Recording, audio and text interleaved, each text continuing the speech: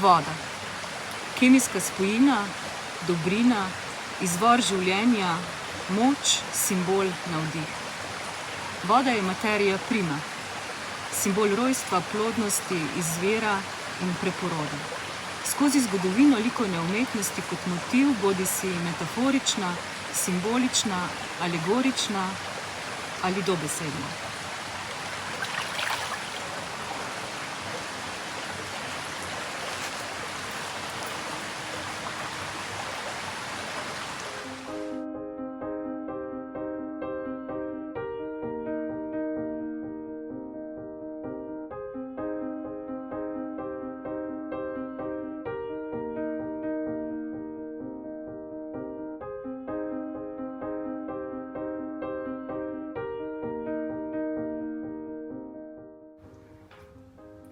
Spremenjen odnos do narave in naturalizem v likovni umetnosti je pomembno prispeval k razvoju krajinskega slikarstva.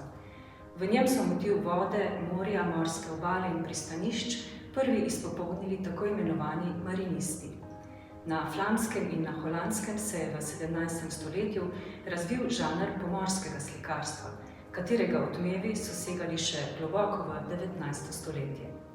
Njihove trgovske poti so po večini potekale po morju, zato ni presenetljivo, da je tovrstna umetnost svoj vrhunec doživela prav tam.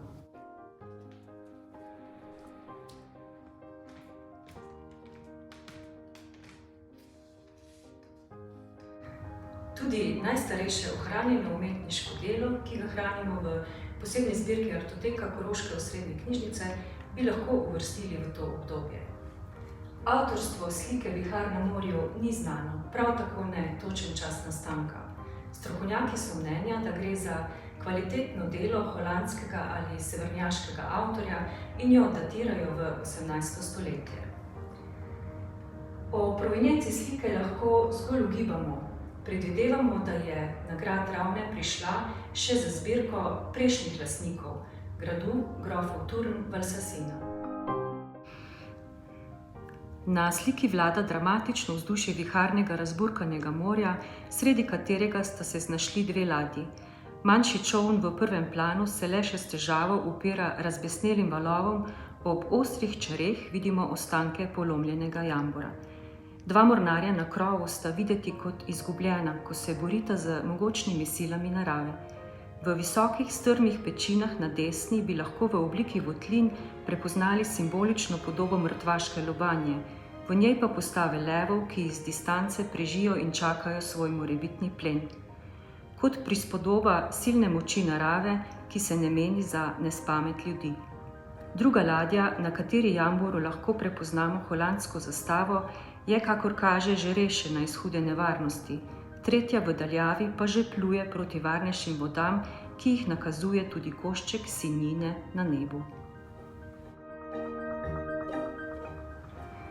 Mali salon krasita še dva vodna motiva Franceta Pavlovca, ki sta verjetno nastala v 30. ali 40. letih 20. stoletja.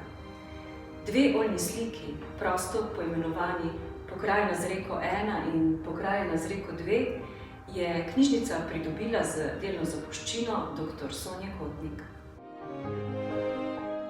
Slikar France Pavlovec sodi med vidnejše slovenske krajinarje po Ivanu Groharju in Richardu Jakopiču, ki je v tradiciji impresionizma iskal svoje razmerja v upodabljanju krajine. Znan je po upodobitvah motivov iz ljubljanske okolice, še posebej slikovite podobe reke Save pri Tomačevem, na Ježici in pri Medvodah. Veliko pa je slikal tudi v Bohinju, ob Soči ter upodabljal kraške in istrske motive. Pavlovec je bil vse svoje življenje zavezan pejsažnemu slikarstvu. Na njegov način slikanja je vplival študij na Zagrebški akademiji, slikanja na prostem pa se je učil od starejših mojstrov in to vedenje prenesel v svoje ustvarjanje.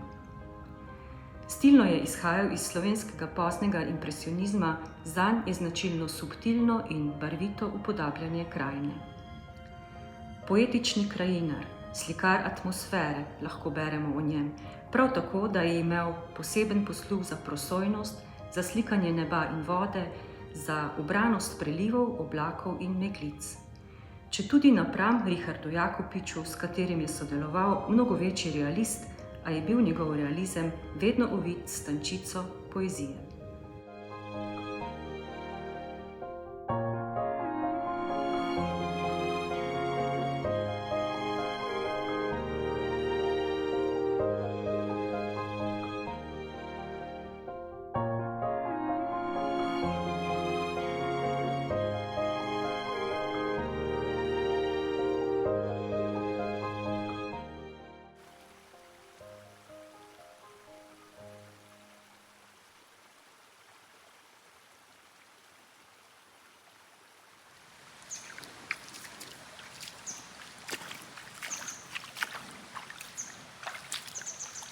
Voda je v zgodovini človeštva od nekdaj krojila usodo ljudstev in narodov.